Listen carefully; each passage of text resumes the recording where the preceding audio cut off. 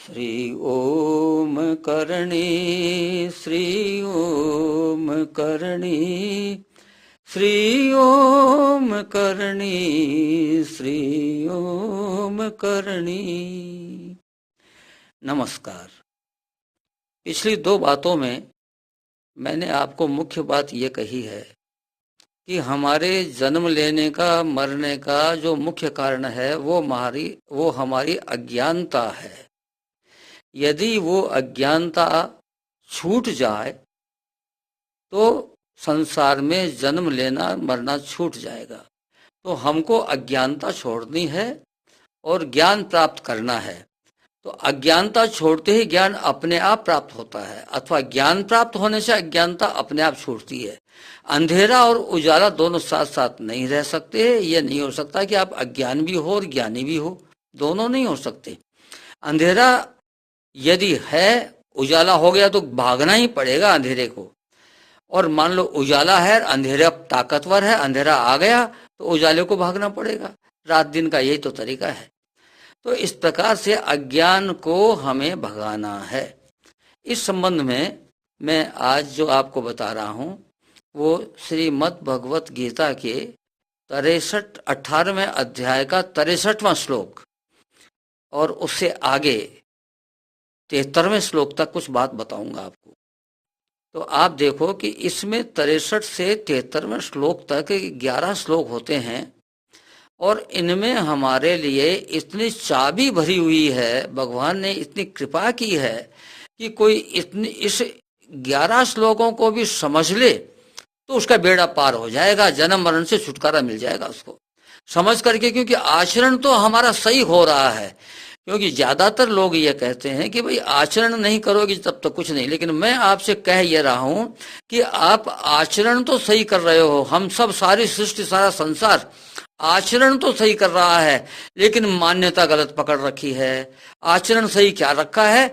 जैसे कोई मर गया उसको घर से निकालेंगे, ये आचरण तो सही हो गया। क्योंकि वो मरा हुआ आदमी हमको, चाहे वो कुत्ता है, चाहे वो गाय है, चाहे वो लड़का है, वो मरा हुआ आदमी हमको प्यारा नहीं है, इसलिए घर से निकालते हैं। तो आचरण में कोई कमी नहीं, लेकिन मान्यता हमने ये पकड़ रखी है कि वो कुत्ता हमको प्यारा था, गाय हमको प्यारी थी, वो लड़का हमको प्यारा था। ये मान्यता गलत पकड़ रखी है। जबकि वास्तव में सही बात यह है कि उन तीनों में जो चेतन तत्व था, हम उससे प्यार करते थे। और जैसे ही वो चेतन तत्व कुत्ते में से, गाय में से, लड़के में से हटा और हमने कहा निकाल उनको, घर से ले जाओ, ले जाओ भाई, ले जाओ, ले जाओ, ले जाओ, ले जाओ। अरे यानी अब उनको हम घंटे 2 घंटे भी रखना नहीं चाहते। इसका मतलब ज्ञान क्या है कि हमारा प्यार चेतन तत्व से है। अज्ञान क्या है कि हम समझते रहे हैं कि हमारा प्यार कुत्ता, गाय, लड़का, इन शरीरों से है। इस अज्ञान को जब मालूम पड़ गया तो अब छोड़ने में क्या देर लगती है, तुरंत छोड़ देंगे। बस आपको ये स्वीकार करना है। छोड़ने का मतलब आपको स्वीकार करना है। आपने जैसे ही स्वीकार किया, भगवान लपक करके आपका हाथ पकड़ लेते हैं कि भाई आगे आइए तो मेरे पास में।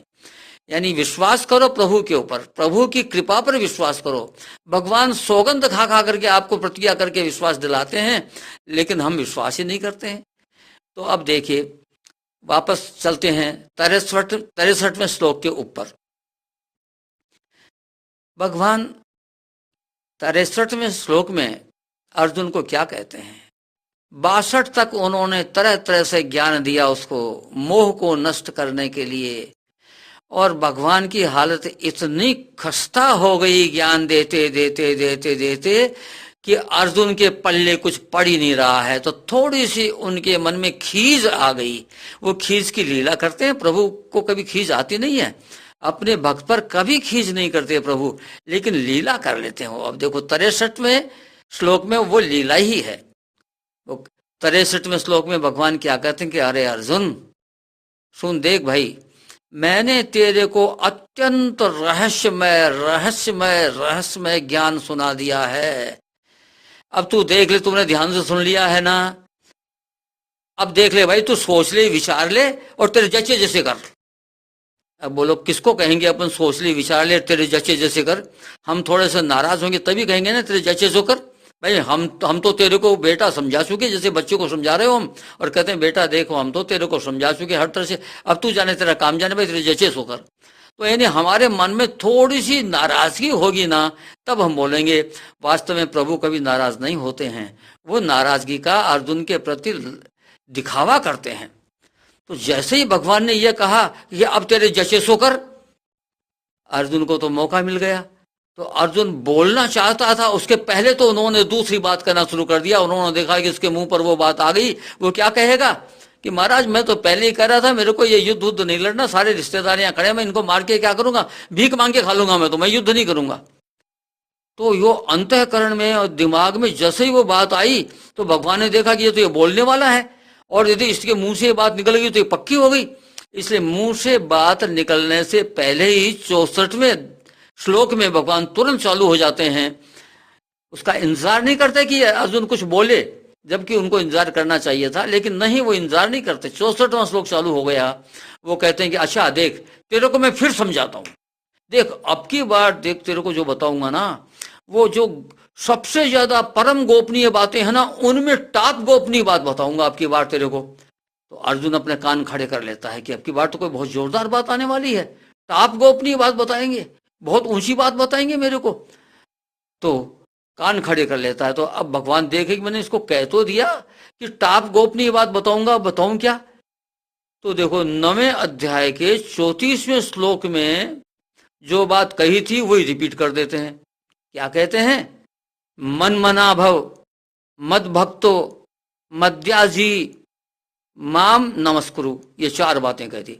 ये का यह सेंटेंस 9वें अध्याय के 34वें श्लोक में है, और यही सेंटेंस अब इन्होंने 65वें, इसमें 18वें अध्याय के 65वें श्लोक में रिपीट कर दिया। तो उन्होंने अत्यंत, अब तेरे को अत्यंत गोपनीय बात बताऊंगा। कौन सी अत्यंत गोपनीय बात बताई भाई, ये तो पहले बता चुके। यानी इसमें कामा फुल स्टॉप भी तो नहीं बदला। क्या कहते हैं, मन मना, मेरे में मन लगा, मेरा भक्त बन जा, मेरी पूजा कर और मेरे को प्रणाम कर। ये 4 बातें बताई इसमें, और ये 4 बातें ऐसी की ऐसी 9वें अध्याय के 34वें श्लोक में बता चुके। तो नई बात तो बताई नहीं। तो अर्जुन ने तो अपना माथा पकड़ लिया, कहा, मन में सोचा कि ये सुनते सुनते तो मेरे कान पक गए, और आपने अभी कौन सी बात बताई, कौन सी नई बात बताई। तो दूसरे जो लाइन है उसमें उन्होंने नई बात बता दी। इसी श्लोक की दूसरी लाइन में देखा अर्जुन का तो माथा ही खराब हो गया। तो दूसरी लाइन में कुछ नई बात बता दी। नई बात क्या बताते हैं, भगवान कहते हैं, मामे वैशिष्य सत्यम ते प्रतिजाने प्रियोसी में। क्या कहते हैं, देख मैं सत्य पूर्वक प्रतिज्ञा करके तेरे को कहता हूं, सत्यम ते प्रतिजाते, यानी सत्य प्रतिज्ञा करता हूं तेरे से। बोलो, भगवान कहते हैं सत्य प्रतिज्ञा करता हूं, सत्य प्रतिज्ञा करता हूं। क्या भगवान झूठ बोलते हैं क्या? जो उनको यह कहना पड़ा, अर्जुन को विश्वास नहीं हो रहा था, प्रभु सामने खड़े हैं, उपदेश दे रहे हैं, उनकी बात पर विश्वास जम नहीं रहा था, इसलिए भगवान को ये वाक्य सुनना पड़ा। यानी जब भक्त जो है भगवान की बातों पर विश्वास नहीं करता है, तो भगवान अपने भक्त को विश्वास दिलाने के लिए क्या नहीं करते। देखो प्रभु कह रहे हैं, अरे मैं सत्य प्रतिज्ञा करता हूं तेरे से, मैं सत्य प्रतिज्ञा करता हूं, मैं तेरे से सत्य प्रतिज्ञा करता हूं। बोलो आगे क्या कहते हैं, तू मेरा प्रियोसी में, तू मेरा क्यों करता हूं, क्योंकि तू मेरा अतिशय प्रिय है। यानी अर्जुन नहीं, आप और हम प्रभु को अतिशय प्रिय हैं, और वो आपको और हमको सबको वो प्रतिज्ञा पूर्वक सत्य कहना चाहते हैं। क्यों कहना चाहते हैं, ऐसे शब्द भगवान काम में क्यों ले रहे हैं, इसलिए काम में ले रहे हैं कि हम सब कुछ जान जाते हैं फिर विश्वास नहीं करते। इसलिए वो कहते हैं, अरे मैं सत्य प्रतिज्ञा पूर्वक कहता हूं, तो ये सब तू कर लेगा तो क्या होगा, महिमा वैश्यसी, तू मेरे को ही प्राप्त हो जाएगा, यानी तेरी मुक्ति हो जाएगी, तो ये कर। तो सत्य प्रतिज्ञा। अब 64वें श्लोक में उन्होंने उसको रोका, 65 में ये बात कह दी।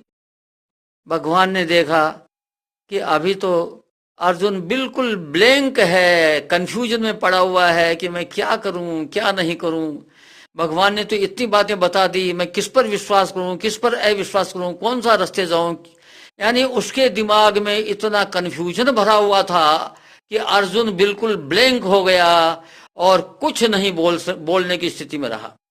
तो भगवान ने देखा, देखो भगवान यहाँ पर अब बिल्कुल भगवान भक्त के सामने समर्पित होते हैं। ये 66वें श्लोक में भगवान भक्त के सामने कैसे समर्पित होते हैं कि भाई जब देखा कि ये मेरा भक्त तो किसी भी लायक नहीं, इसको तो कुछ भी नहीं आता, अरे भाई तू रोल नंबर लिख दे तो खाली मैं पास कर दूंगा तेरे को। बोलो कितने दयालु हैं, कैसे सूर्य हैं प्रभु, अपने भक्त के लिए किसी भी लेवल पर चले जाते हैं। तो वो कहते हैं, प्रभु कहते हैं कि अरे अर्जुन सुन, तू तेरे बस की बात नहीं है ये भाई। 66वें श्लोक में कह रहे हैं, सर्वधर्मान्य परित्यज्य माम एकम शरणम व्रज। सर्वधर्मान परित्यज्य, देख मैंने तेरे को सांख्य योग, ज्ञान योग, कर्म योग, ध्यान योग, मैंने दुनिया भर की बातें तेरे को समझाई भाई, ये तेरे दिमाग में बैठ नहीं रही है। तू ये कर, सर्वधर्मान परित्यज्य, इन सब बातों को छोड़ दे, दिमाग से निकाल दे, ये तेरे लिए नहीं, ये संसार के लिए हो। कोई जो समझेगा वो समझ लेगा, इनके हिसाब से चल देगा। ये काम, ये कुछ बातें बुरी नहीं है, सब सही हैं, लेकिन तेरे पल्ले ही नहीं पड़ रही तो मैं क्या करूं भाई। अच्छा तो तुम इन सबको छोड़ दे, सर्वधर्मान परित्यज्य, इन सबको छोड़ दे, एक काम तो कर ले भाई, मामे कम शरणम व्रज, मेरी शरण में तो आ जा। अब अर्जुन प्रसन्न हो गया, हाँ ये बहुत आसान काम है, क्योंकि इसका उसको बड़ा अच्छा अभ्यास किया हुआ है। तो उसने कहा कि हाँ ये बहुत बढ़िया काम है। तो अब चेहरा प्रफुल्लित हो गया अर्जुन का। तो भगवान कहते हैं मामेकम शरणम व्रज, तो मेरे शरण में आएगा तो मैं क्या करूंगा। दूसरी लाइन में कहते हैं, इसी श्लोक की दूसरी लाइन में, अहम त्वाम सर्व पापेभ्यो मोक्षिषामि मा शुचय। अरे चिंता मत कर अर्जुन, मैं तेरे को सारे पापों से मुक्त कर दूंगा। आनंद आ गया ना, देखो। यानी यदि हम प्रभु की शरण में चले जाएं तो हमारे सारे पापों से मुक्ति का ठेका उनका है। और ऊपर पहले कह दिया कि मैं सत्यम ते प्रतिजाने, मैं सत्य प्रतिज्ञा करता हूं, ये और उन्होंने कह दिया, तो इससे ज्यादा विश्वास क्या दिलाएंगे। यानी अब हमारा काम भगवान की शरण में जाने का रह गया, और कोई काम खास बाकी नहीं है, क्योंकि यदि शरण में चले गए तो बेड़ा पार हो गया।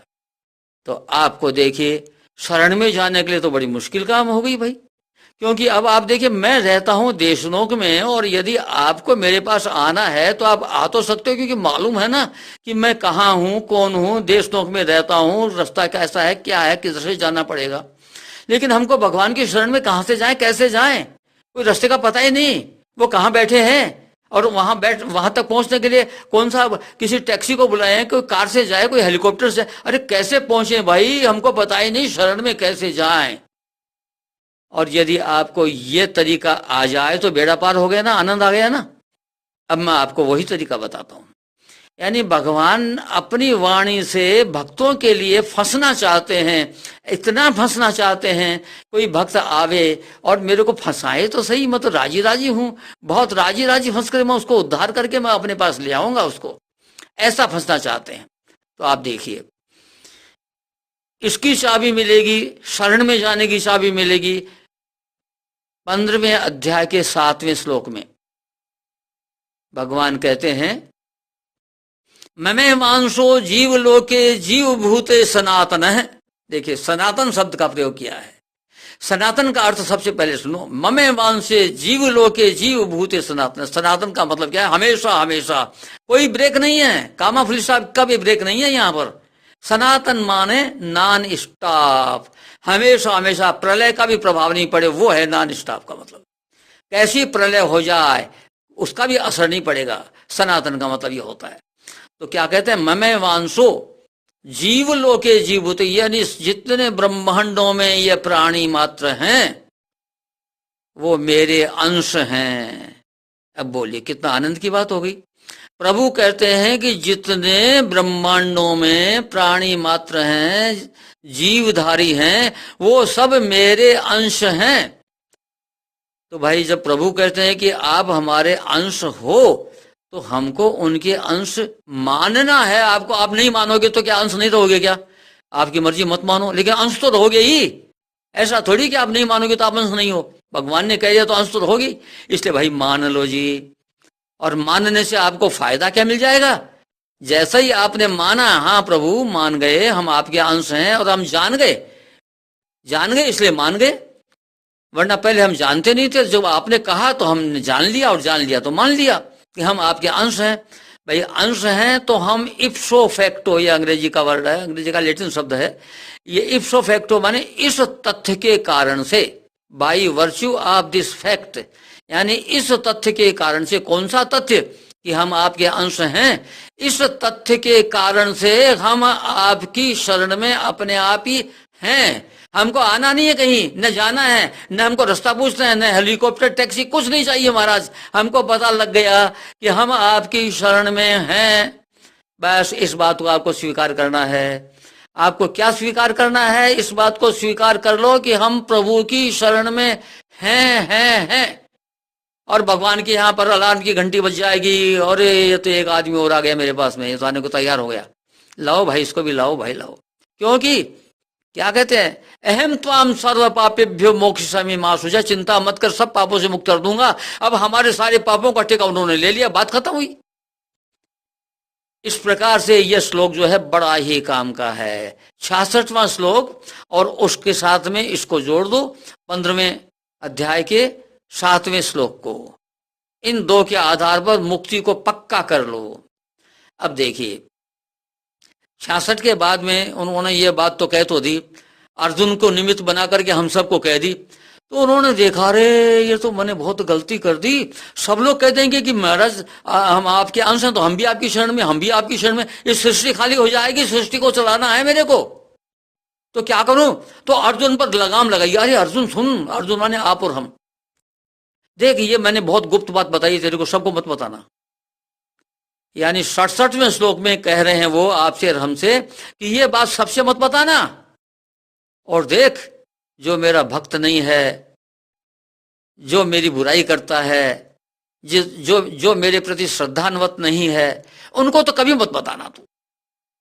यानी 67 में उन्होंने लगाम लगाई कि भाई इस बात को गुप्त रखना है, इसको बताना नहीं है। अब लगाम लगाने के बाद में भगवान को ध्यान आया कि भाई लगाम तो लगा दी, लेकिन कलयुग आने वाला है, कलयुग तो आ चुका ही समझो, दरवाजे पर है। और इस कलयुग में मेरे भक्त, मेरे प्रति श्रद्धा हो, और ऐसे आदमी कहाँ मिलेंगे? सारे के सारे, यहाँ तो सारे के सारे पाप का भंडार मिलेगा, पुण्यात्मा कहाँ मिलेंगे? ढूंढने पर मुश्किल से मिलेंगे। तो फिर मैंने गीता ज्ञान किसके लिए दिया है? कलयुगी लोगों के लिए तो खास तौर पर है, क्योंकि सबसे आगे तो कलयुगी है इस समय, फ्रंट लाइन में तो कलयुग है। कलयुग खत्म हो जाएगा तब सतयुग आएगा। तो भगवान ने फिर आगे 68 और 69 इन दो श्लोकों में छूट दी है कि देखो भाई, मेरे भक्तों में जो इस गीता शास्त्र का प्रचार करेगा ना, उससे ज्यादा प्यारा मेरे को कोई नहीं होगा। अतः देखो, जो बात आप हमारी इस सीरीज में सुन रहे हो, मेहरबानी करके आप इसका जितना ज्यादा भगवान के भक्तों में प्रचार कर सकते हो प्रचार करो। समस्या आप सुनिए साहब, हमको कैसे पता चले कि भगवान का भक्त है या नहीं है? तो यहां भी ये विश्वास करो कि ये बात आप कहोगे तो वो रिसीवर जो है उसका फ्यूज उड़ा हुआ मिल जाएगा। यदि वो भगवान का भक्त नहीं है तो पहुंचेगी नहीं वहां पर, चिंता मत करो। हाँ, वो तो रिसीवर उसका काम तब करेगा जबकि वो भगवान का भक्त होगा, वरना उसका जैसे बल्ब का फ्यूज उड़ जाता है, बल्ब फ्यूज हो जाता है, तो वो करंट तो वहां पर मौजूद रहता है लेकिन बल्ब जल नहीं पाता। तो आप तो अपनी तरफ से कह दो, उनका रिसीवर चालू होगा, भक्ति है थोड़ी बहुत, तब तो वो ग्रहण कर लेंगे और बेड़ा पार हो जाएगा उनका। नहीं, आपका क्या गया? आपको तो ये फायदा मिल ही गया कि भगवान का कहना आपने मान लिया। अगला क्या करता है क्या नहीं करता इससे कोई मतलब नहीं, आपने भगवान का कहना मान लिया। और भगवान तो ढूंढते हैं कि जरा सा कोई कहना मानने पर चल जाए मेरी तरफ से। जैसे 12वें अध्याय के अंतिम श्लोक में भगवान यही बात कर रहे हैं कि जो प्रयास करता है, मेरा कहना मानता है, वो भक्तास्ते तीव में प्रिया, वो अति प्रिय भक्त है मेरा। इसलिए आप जितना मेरी बात का प्रचार कर सको उसका प्रचार करो। तो देखो 68 और 69वें श्लोक के अंदर भगवान कृष्ण जो हैं ये बताते हैं कि जो इसका प्रचार करेगा उससे ज्यादा प्यारा मेरा कोई नहीं होगा। अब उन्होंने देखा कि भाई प्रचार करने वाला आदमी तो समझदार भी होगा, उसके पास साधन भी होने चाहिए, कैसे करेगा प्रचार, और कलयुग में क्या होगा प्रचार के लिए तो वो सीमित लोगों तक रहेगा। तो उन्होंने फिर उसको और विस्तार किया। भाई देखो, इस गीता शास्त्र का जो पठन करेगा ना, पढ़ेगा ना, वो भी मेरे लोग को आ जाएगा। यानी पाठ करने वाले लोगों को भी छुट्टी दे दी कि भाई पाठ करने वाला जो है गीता का, ये पाठ करने की बात 17वें श्लोक में कही है, 18वां अध्याय की बात चल रही है अपनी। तो 17वें श्लोक में उन्होंने कहा जो पाठ करेगा ना वो भी मेरे लोक में आ जाएगा। फिर भगवान ने देखा कि अरे बहुत से आदमी तो अंगूठा छाप हैं, बेचारे पढ़ना ही नहीं जानते, पाठ कहां से करेंगे। तो उन्होंने कहा भाई अच्छा देखो, जो आदमी गीता शास्त्र को सुन लेगा उसको भी उच्च लोग, वो भी मेरे लोक में आ जाएगा। लेकिन उसके लिए उन्होंने 2 शर्त लगा दी। जो सुनने वाला है ना वो आ तो जाएगा मेरे ऊंचे लोक में, लेकिन 2 शर्तें हैं। 2 शर्तें क्या कि एक तो मेरे प्रति श्रद्धावान तो होना ही चाहिए उसको। तो देखो गीता वही सुनेगा जो भगवान के प्रति श्रद्धावान है। तो ये शर्त तो हो गई आसान। दूसरी शर्त बहुत मुश्किल है, दिखने में बहुत आसान है, वैसे बहुत मुश्किल है। वो कहते हैं भगवान, ये आदमी दोष दृष्टि रहित हो जाए, यानी दूसरे के काम में दोष देखे ही नहीं। निकालना बोलना तो अलग बात है, दोष देखना भी बंद कर दे, दोष दृष्टि रहित हो जाए। लेकिन भगवान ने जगह जगह पर यह बात तो साफ कर दी कि भाई देखने से, मन में चिंतन करने से बुराई नहीं आएगी, लेकिन आप जबान से बोल दोगे तो उस पाप के भागी हो जाओगे। इसलिए दोष दृष्टि तो निकालनी ही पड़ेगी, क्योंकि यदि आप में दोष दृष्टि है, दूसरे की बुराई करते हो, तो नतीजा तो भोगना ही पड़ेगा। यानी उसके पाप आपके खाते में आएंगे ही कुछ परसेंटेज में। और हम क्या करते हैं, सुबह आता है अखबार, अखबार पढ़ते हैं और हमारे मित्र को कहते हैं अरे भाई दोस्त मिस्टर XYZ, तुम तो कह रहे थे हमारा वो दोस्त मिनिस्टर बहुत जबरदस्त ईमानदार आदमी है, अरे अखबार में 500 करोड़ का घपला उसके नाम निकला है। अरे भाई थोड़ा विचार तो करो, आपको उस मिनिस्टर से क्या लेना देना, इस घपले से क्या लेना देना, उसके पाप आपके खाते में आ गए महाराज चर्चा करते ही। चर्चा बिल्कुल मत करो ऐसी बातों की, भूल करके भी चर्चा मत करो। सब भगवान पर छोड़ दो, वो क्या करता है क्या नहीं करता है, क्या नहीं करता है। कानून पर छोड़ दो, भगवान पर छोड़ दो। न कानून आपके हाथ में है न भगवान आपके हाथ में है, आप चर्चा क्यों करते हो ऐसी बातों की। बिल्कुल चर्चा तो, निंदा बिल्कुल बंद कर दो। ये है, निंदा बंद कर दोगे तो आपका बेड़ा पार इसी से हो जाएगा। यानी भगवान आपको इतना ज्ञान सिखाएंगे, इतना ज्ञान सिखाएंगे कि आप दूसरों का भी भला कर सकोगे। इसलिए पर निंदा से बचना है, ये याद रखो। अब 71 श्लोक पूरा हो गया। अब आती है 72 और 73, आखिरी 2 श्लोक। अब 72वें श्लोक में भगवान रिलैक्स महसूस कर रहे हैं। रिलैक्स महसूस क्यों कर रहे हैं कि अर्जुन के चेहरे पर चमक देख करके बड़े प्रसन्न हैं कि भाई अब अर्जुन खुद रिलैक्स हो गया, अब उसके चेहरे पर चमक है, अब कोई चिंता की बात नहीं है, अब ये कहना मान लेगा मेरा। अब वो पूछते हैं अरे अर्जुन बता, ये अज्ञान जनित, मैंने तेरे को इतना ज्ञान बता दिया ना, अब उस ज्ञान को तुमने सुन भी लिया, अब बता ये अज्ञान जनित मोह तेरा नष्ट हुआ कि नहीं हुआ। अब आप देखिए भगवान ने यहाँ 2 शब्द बड़े काम के यूज किए हैं, अज्ञान जनित मोह। यानी मोह का जन्मदाता कौन है, अज्ञान। मोह का बाप कौन है, पिता कौन है, अज्ञान। तो भगवान ने कहा है कि अज्ञान जनित मोह, यानी आपका और हमारा अज्ञान छूट जाए, यदि हम अज्ञान को छोड़ दें बस बेड़ा पार हो गया। तो भगवान वो कहते हैं अर्जुन को, क्या बता भाई, अब तो बता तू अज्ञान जनित मोह नष्ट हुआ कि नहीं हुआ। तो 73वें श्लोक में यह आखिरी श्लोक है अर्जुन कृष्ण संवाद का। इसके बाद में गीता पूर्ण हो चुकी है। बाकी संजय की 2-4 बातें हैं, 5 श्लोक संजय ने अपनी तरफ से कहे हैं, वो बात अलग है, लेकिन गीता यहाँ पूर्ण हो गई। तो अर्जुन बोलता है नष्टो मोह है, यानी महाराज प्रभु मेरा मोह नष्ट हो गया। कैसे, स्मृति लब्धा, मेरे को याद आ गई बात। यानी कैसे मोह नष्ट हुआ ये नहीं बताया, इसने छिपा गया, क्योंकि भगवान ने पहले कहा था ना कि सबको मत बताना। इसलिए यहां पर कोड वर्ड में कहा गया नष्टो मोह स्मृति लब्धा, यानी मेरे को प्रभु बात याद आ गई। कैसे आई है? तत्प्रसादान मैं आच्युत, हे अच्युत आपकी कृपा से, हे अच्युत आपकी कृपा से मेरे को बात याद आ गई, इसलिए मेरा मोह नष्ट हो गया। यानी यदि प्रभु की कृपा हम पर हो जाए और हमको भी बात याद आ जाए तो हमारा भी मोह नष्ट ही है। यानी हमको केवल बात याद आनी है, मोह नष्ट हो तो अपने आप मोह तो नष्ट हो ही पड़ा है। जैसे ही हमको बात याद आएगी वैसे ही मोह नष्ट हो जाएगा। अब समस्या ये आती है कि अर्जुन को कौन सी बात याद आ गई। मैं दोनों बातें आपको बता चुका। अर्जुन को दो बातें याद आई। एक बात तो यह याद आई कि हमारा देह गेह में मोह नहीं है, हमारा मोह प्रेम है चेतन तत्व से, चेतना से। इसलिए महाराज इस मोह का हमको क्या लेना देना। हमारा देह में गेह में मोह है ही नहीं, शरीर में रिश्ते नातों में कोई मोह है ही नहीं। हमारा तो प्रेम और मोह जो है चेतन तत्व से है। और कुत्ता, गाय और लड़के का उदाहरण देकर के मैंने आपको बता दिया। तो एक बात तो उसको ये याद आ गई। दूसरी बात उसको ये याद आ गई कि महाराज मैं गया था, मैं और दुर्योधन दोनों आपके पास में युद्ध के लिए मदद मांगने के लिए गए थे। तो आपने मेरे को पहले कहा कि देख अर्जुन, पहले मैंने तेरे को देखा है तो बता, एक तरफ तो मेरी नारायणी सेना है और दूसरी तरफ निहत्ता मैं हूं, बोल क्या चाहिए तेरे को। तो मैंने कहा महाराज आपको चाहिए। अरे मूर्ख है क्या अर्जुन, मैं हथियार नहीं उठाऊंगा। महाराज मेरे को कोई मतलब नहीं है, आप हथियार उठाओ या मत उठाओ, मेरे को कोई मतलब नहीं, मैं तो आपके बिना रह नहीं सकता, मुझे तो आप चाहिए और कुछ नहीं चाहिए मेरे को। और सोच ले भाई अर्जुन, अच्छी तरह सोच लिया महाराज, सोच लिया, मेरे को आपके अलावा कुछ नहीं चाहिए। तो ऐसी बात कौन कह सकता है जो शरणागति की पराकाष्ठा में हो। तो अर्जुन को आ गया कि हाँ यह बहुत बढ़िया काम हो, कहा कि मेरी शरण में आ जा। तो मैं शरण में तो हुई महाराज, याद आ गया। तो उसने ये कहा कि मैं आ गया, ऐसा नहीं कहा।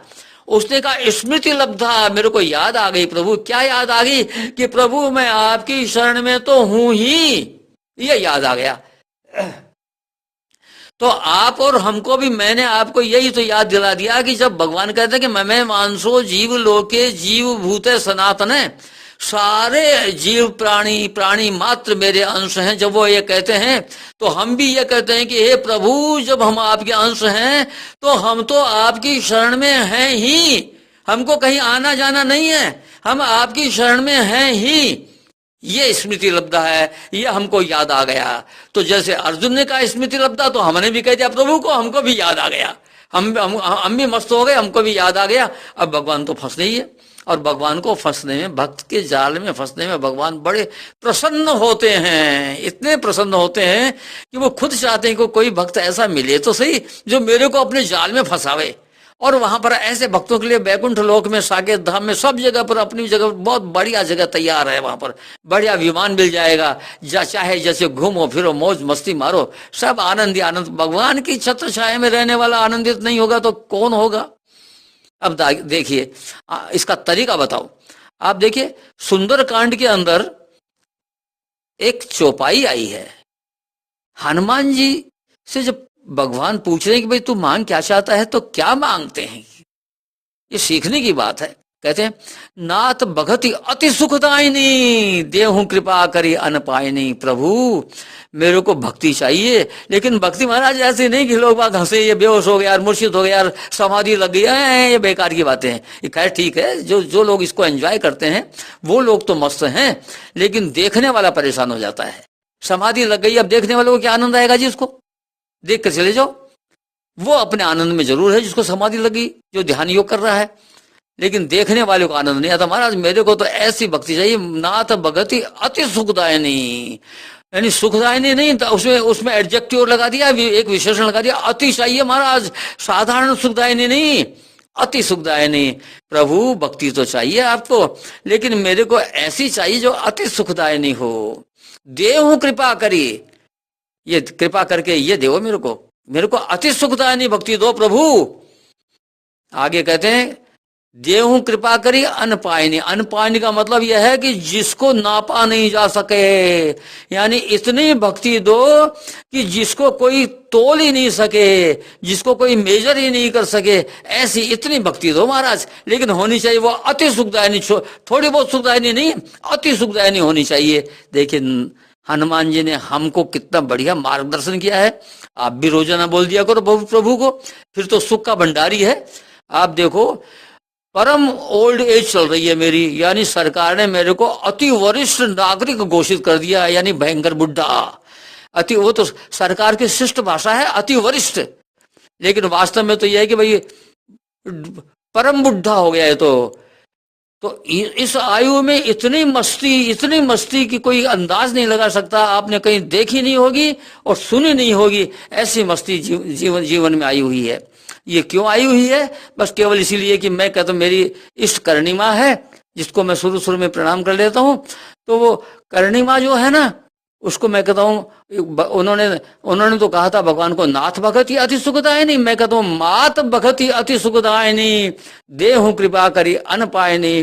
तो माँ ने मेरे को ऐसा ही कर रखा है, ऐसा ही दे रखा है मेरे को, और मैं इतनी मस्ती में चल रहा हूँ। मेरा जीवन पति पत्नी दोनों का, पत्नी भी मौजूद है, दोनों का जीवन इतनी मस्ती में चल रहा है कि पूछो मत। तो आप देखो, केवल स्मृति लब्धा का परिणाम है ये। आपको केवल याद दिलाना था, जो मैंने आपको याद दिला दिया। कि क्या याद दिलाया? कि आपका मोह नहीं है, झूठी मान्यता पकड़ रखी थी, छोड़ दो। आपका प्रेम है सच्चा, सनातन, जो छूट नहीं सकता। वो प्रेम है चेतन तत्व से, परमात्मा से। चेतन तत्व माने परमात्मा, आदि शक्ति। दूसरी बात क्या? कि हम भगवान की शरण में हैं, न कहीं आना है न कहीं जाना है, और सनातन रूप से उनकी शरण पकड़े हुए हैं। हम उनकी शरण हम छोड़ना चाहें तो मान्यता तो गलत पकड़ सकते हैं, शरण में तो उन्हीं के रहेंगे। गलत मान्यता के कारण से जन्मना पड़ेगा, मरना पड़ेगा, लेकिन शरण फिर भी नहीं छूटेगी। तो इस प्रकार से, लेकिन देखो इसी श्लोक का अगला श्लोक, अगली लाइन कहते हैं, नष्टो मोह स्मृति लब्धा तत्प्रसादात मैं अच्युत है। हे अच्युत, आपकी कृपा से मुझे याद आ गया और मेरा मोह नष्ट हो गया। फिर कहते, स्थितो अस्मि गत संदेह है करिष्यम वचनम। तो अब मैं संदेह रहित स्थिति में आ गया हूं महाराज। मेरे को वहम नहीं है, विश्वास नहीं है, पूरा पक्का विश्वास हो गया है, कोई शंका नहीं है। यानी अर्जुन कहता है कि गत संदेह है, मेरा संदेह नष्ट हो गया है। कहीं आप समझे नहीं नहीं भाई, तो अभी पक्की नहीं जची भाई, तेरे को पूरी बात नहीं जची, अभी तो तेरे मन में शंका दिख रही है ना। वो तो अर्जुन साफ कहता कि नहीं महाराज, गत संदेह है, यानी मेरा संदेह चला गया है, कोई शंका नहीं है। स्थितो अस्मि, मैं संदेह रहित स्थिति में आ गया हूं। और अब करिष्यम वचनम, तब अब मैं आप कहोगे सो करूंगा महाराज। तो अर्जुन, भगवान ने बोलना भी आवश्यक नहीं समझा, इसके बाद में इशारे में कर दिया, चल पीछे चल, लग जा युद्ध में। और अर्जुन युद्ध में लग गया।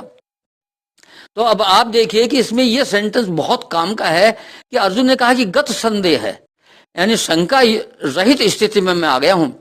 तो आपको भी हमको भी शंका रहित स्थिति में आना जरूरी है।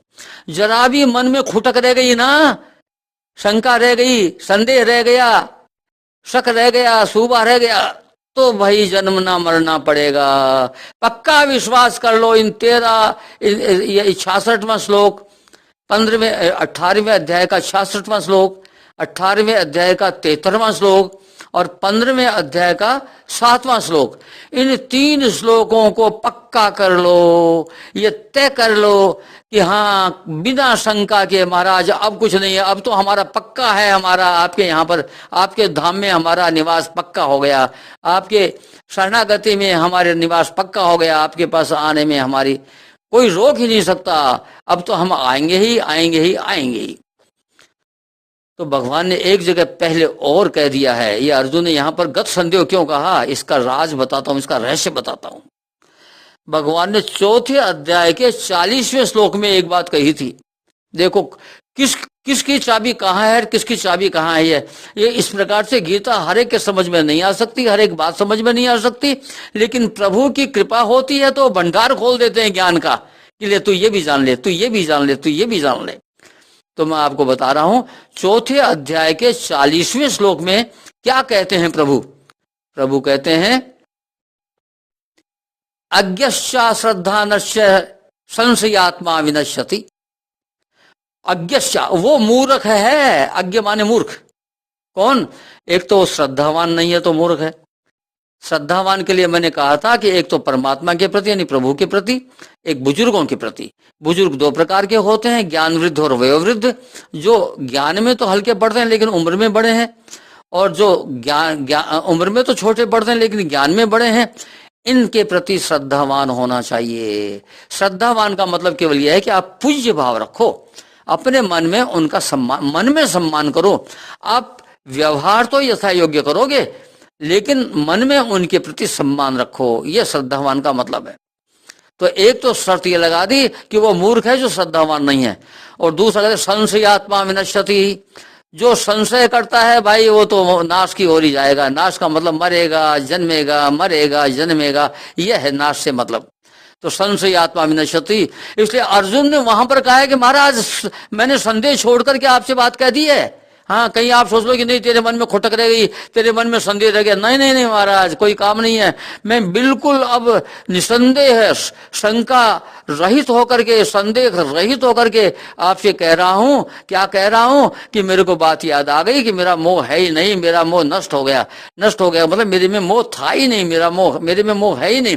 ये शरीर बेचारा अपने हिसाब से काम करता तो करे, मेरा कोई मोह नहीं। मेरा मोह तो उस चेतन तत्व से, मेरा प्रेम उस चेतन तत्व से है और वो दूर हो नहीं सकता।